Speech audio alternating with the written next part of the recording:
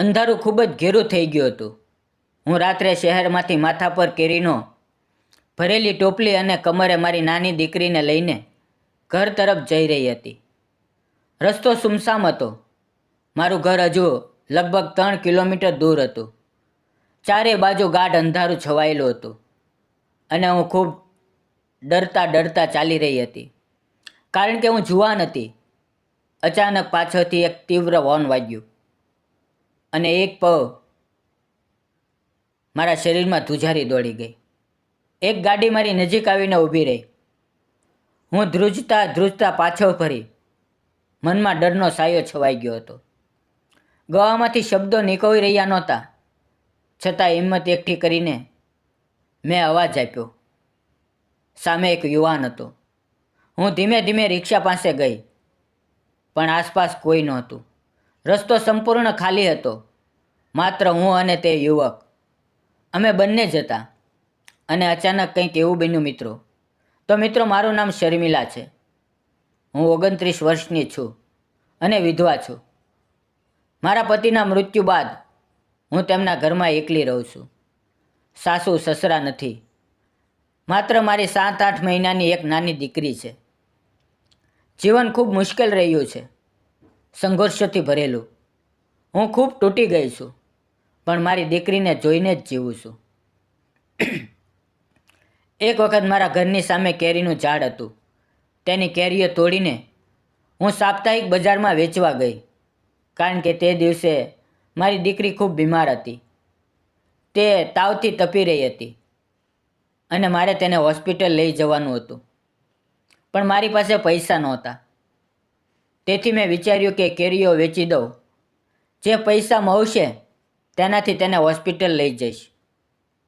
મેં કેરીઓની ટોપલીમાં ભરી, દીકરીને ખોળામાં લીધી અને પગપાળા બજાર તરફ ચાલી નીકળી.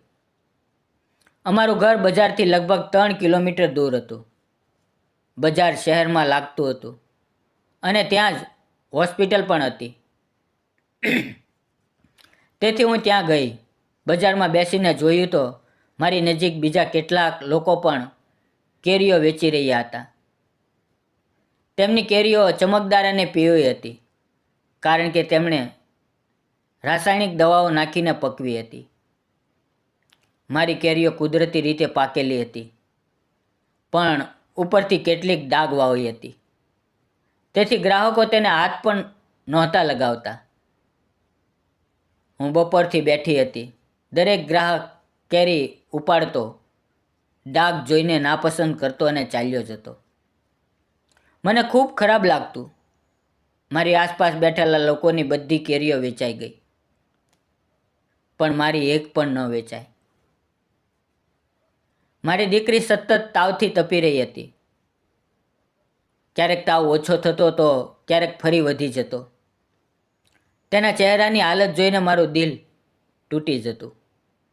શાંત થઈ ગઈ, પણ 1 કિલો કેરી પણ ન વેચાય. મારી આંખોમાંથી આંસુ નીકળી પડ્યા. મને સમજાતું નહોતું કે શું કરું. આખો દિવસ મેં કંઈ ખાધું નહોતું. ભૂખથી પેટમાં બળતરા થઈ રહી હતી. દીકરીને માત્ર દૂધ પીવડાવ્યું હતું. હું પાણી પીને ભૂખ દબાવવાનો પ્રયાસ કરતી હતી. ધીમે ધીમે બજાર ખાલી થવા લાગ્યું.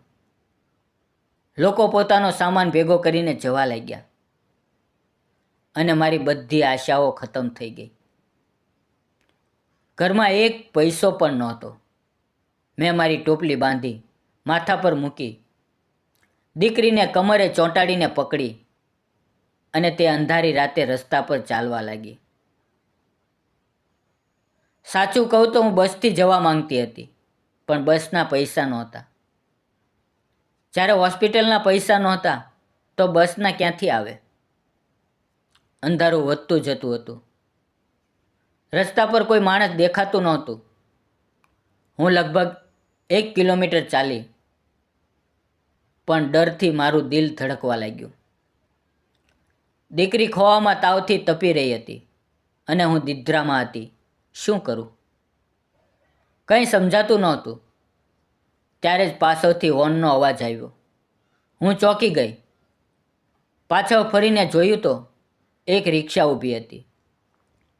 રિક્ષાવાળો બોલ્યો, ભાભીજી, આટલી અંધારી રાતે એકલા ક્યાં જાઓ છો? મેં ગાઢ નજરે જોયું તો તે અમારા ગામનો સંકેત હતો. તેણે મને ઓળખી લીધી અને હસીને પૂછ્યું. મારી આંખોમાં આંસુ આવી ગયા. મેં જવાબ આપ્યો, ઘરે જાઉં છું. તેણે તરત રિક્ષા રોકીને કહ્યું, ભાભીજી, રિક્ષામાં બેસી જાઓ.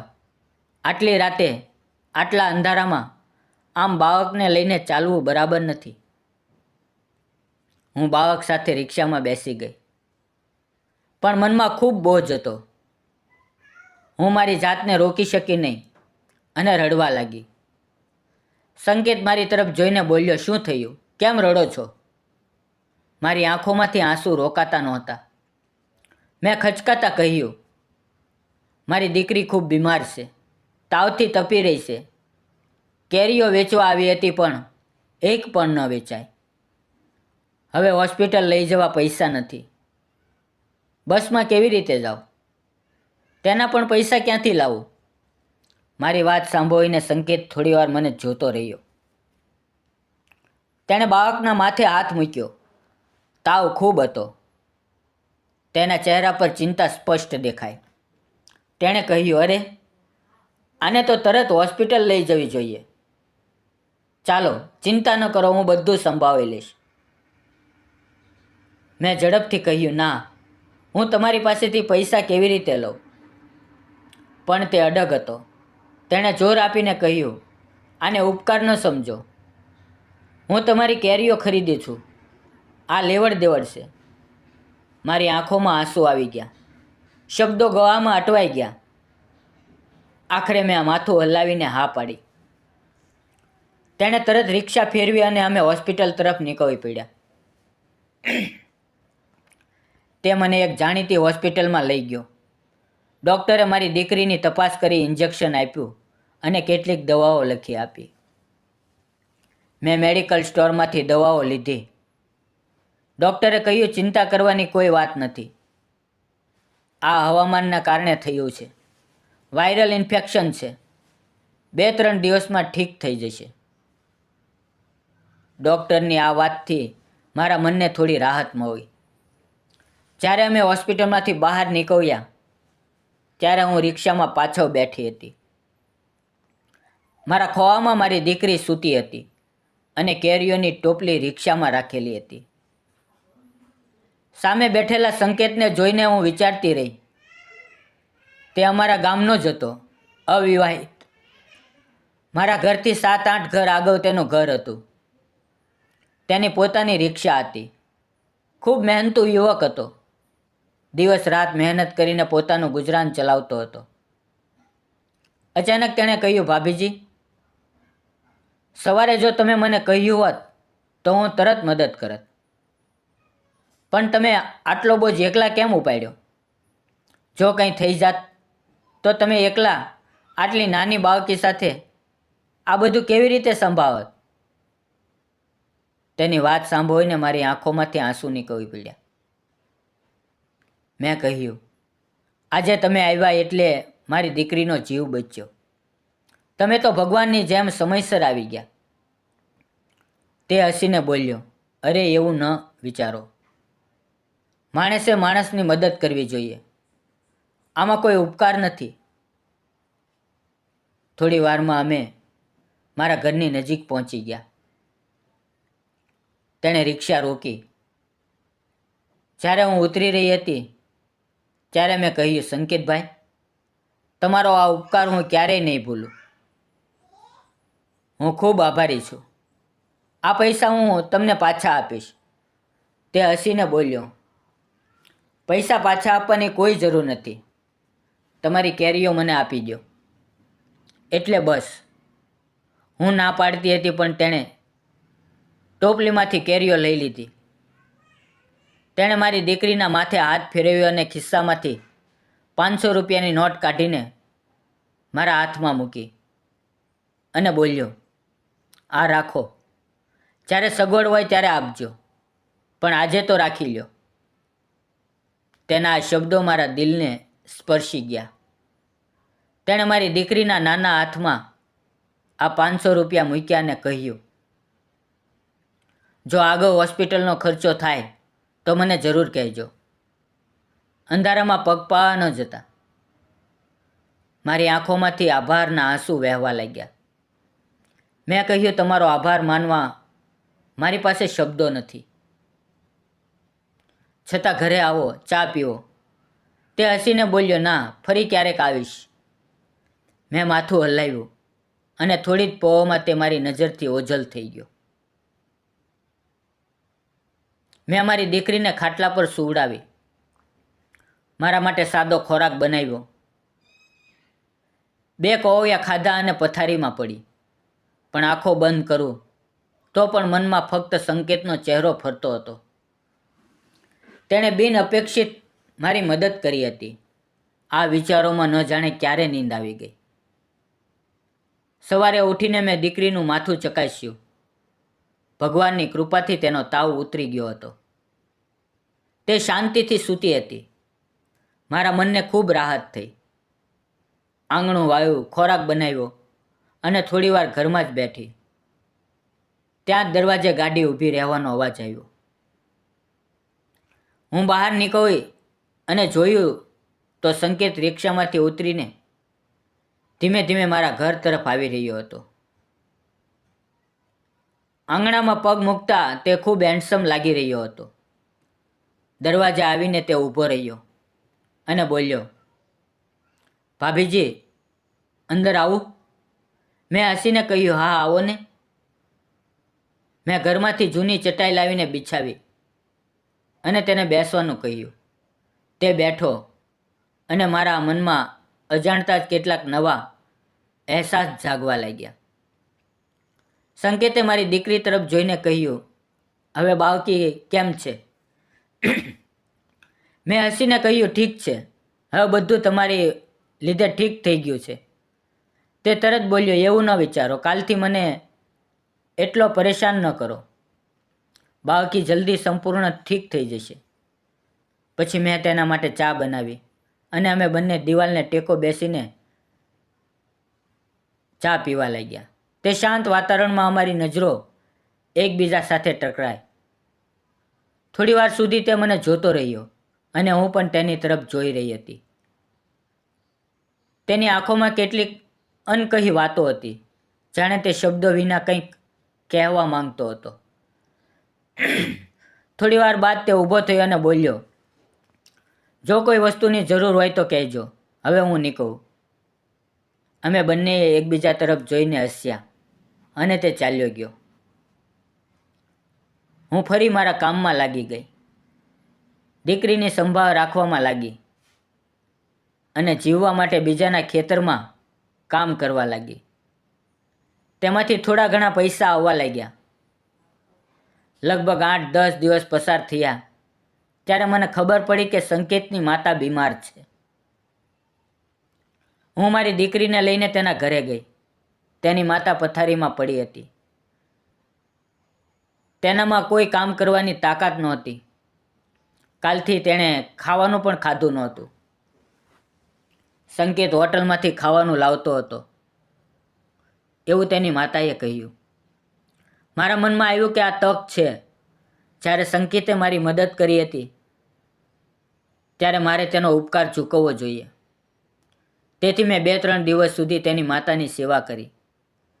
તેમના માટે જમવાનું બનાવ્યું. સંકેતની માતાને ખૂબ આનંદ થયો. તેઓ મને વારંવાર આભાર આપવા લાગ્યા. સંકેત પણ મને જોઈને ખૂબ ખુશ થતો. હું રોજ સવાર સાંજ તેમના ઘરે જઈને ખોરાક બનાવતી, માતાની સંભાળ રાખતી, કારણ કે સંકેત આખો દિવસ રિક્ષા ચલાવવામાં વ્યસ્ત રહેતો.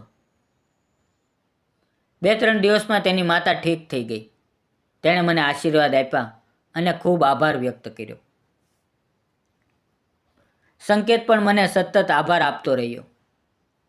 જ્યારે તેની માતા સંપૂર્ણ ઠીક થઈ ગઈ ત્યારે હું ત્યાં જવાનું બંધ કરી દીધું.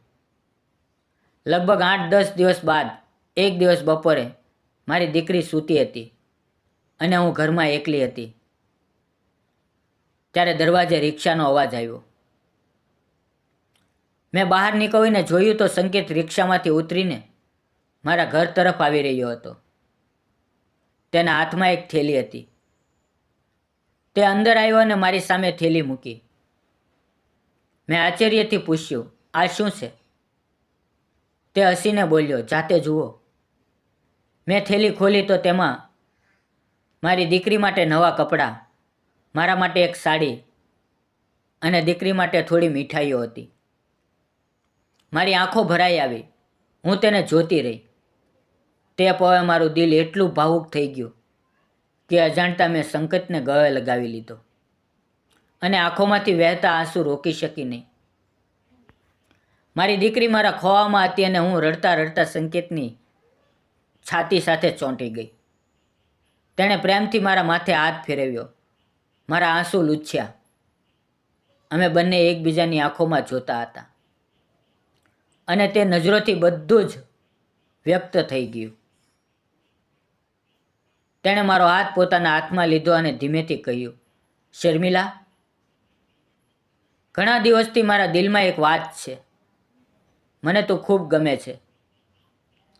હું તને પ્રેમ કરું છું. તે મારી માતાની સેવા કરી, મને સહારો આપ્યો. મને લાગે છે કે તું જ મારા જીવનની સાચી સાથી છે. હું તારી સાથે લગ્ન કરવા માંગુ છું. હવે તારી દીકરી મારી દીકરી હશે અને તારું દુઃખ મારું દુઃખ હશે. તેના આ શબ્દો મારી આંખોમાં ફરી આંસુ લાવી દીધા. હું તેની બાહોમાં સમાઈ ગઈ અને માથું હલાવીને હા કરી. તેણે મારો હાથ જોરથી પકડ્યો અને બોલ્યો, હું તને અને તારી દીકરીને દિલથી સ્વીકારું છું. તે પળે મારું દિલ હળવું થઈ ગયું અને મને જીવનમાં ફરી એક નવી આશાની કિરણ દેખાઈ. થોડા દિવસોમાં અમારો પ્રેમ વધુ ગાઢ થયો. અમે મળવા લાગ્યા, એકબીજા સાથે ખુલીને વાતો કરવા લાગ્યા અને એકબીજાને સાચો પ્રેમ કરવા લાગ્યા. એક દિવસ સંકેત તેની માતાને લઈને મારા ઘરે આવ્યો. તેણે પોતાની માતાને બધું જ કહી દીધું હતું. મેં તેમના માટે ચા પાણી તૈયાર કર્યું. ત્યારે તેની માતાએ મારી તરફ જોઈને કહ્યું, શર્મિલા, મારો સંકેત તને પસંદ કરે છે. તું વિધવા છે.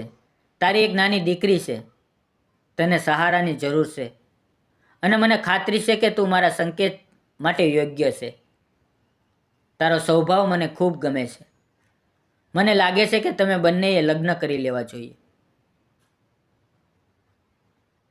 તેની આ વાતો સાંભળીને મારી આંખોમાંથી ખુશીના આંસુ નીકળી પડ્યા. આખરે અમારા લગ્ન નક્કી થયા અને થોડા જ દિવસમાં ગામમાં સાદગીથી અમારા લગ્ન થઈ ગયા. આજે હું અને સંકેત અમારા નાનકડા સંસારમાં ખૂબ જ ખુશ છીએ. મારી દીકરી હવે તેને પપ્પા કહે છે અને તેના ચહેરાની મુસ્કાન જોઈને મને હંમેશા લાગે છે કે ભગવાને મને યોગ્ય સમયે યોગ્ય સાથી આપ્યો. મિત્રો, તમને શું લાગે છે? સંકેતે મારી સાથે લગ્ન કર્યા, શું તે સાચું હતું કે ખોટું? જો તમે મારી જગ્યાએ હોત તો શું કરત? કોમેન્ટમાં જરૂર જણાવજો. જીવનમાં મુશ્કેલીઓ આવે છે, દુઃખ આવે છે, પણ સાચી માનવતા તે જ છે જે આવા સમયે કોઈને સહારો આપી શકે, કોઈને થામી શકે. પ્રેમ ફક્ત ચહેરાથી નથી થતો, પણ એકબીજાના ઘા સમજીને અને ભરીને થાય છે. વિધવા હોય કે કોઈ પણ, જેમણે જીવનમાં દુઃખ જોયું હોય, જો પ્રેમ સાચો હોય, ભરોસો અને સાથ હોય તો જીવન ફરી ખીલી ઉઠશે છે. તેથી ક્યારેય કોઈનો ભૂતકાળ ન જુઓ, તેનું દિલ અને સ્વભાવ જુઓ. એ જ જીવનને સુંદર બનાવે છે. જો તમને અમારી આ પ્રેમ કહાની ગમી હોય તો વિડીયોને લાઈક કરો, શેર કરો અને ચેનલને સબસ્ક્રાઈબ કરવાનું ન ભૂલશો. ફરી મળશું મિત્રો આવતીકાલે એક નવી વાર્તાની અંદર. ત્યાં સુધી આવજો. વિડીયોમાં આવેલા નામ, પાત્ર અને ઘટના ફક્ત કાલ્પનિક છે. તેનો કોઈ પણ વ્યક્તિ, જાતિ કે ધર્મ સાથે સંબંધ નથી. આ વાર્તા ફક્ત મનોરંજન અને શૈક્ષણિક ઉદ્દેશથી બનાવવામાં આવેલી છે. તેને અન્યથા ન જોશો. ફરી મળીએ મિત્રો આવતીકાલે. ત્યાં સુધી તમારું ધ્યાન રાખો. ધન્યવાદ મિત્રો.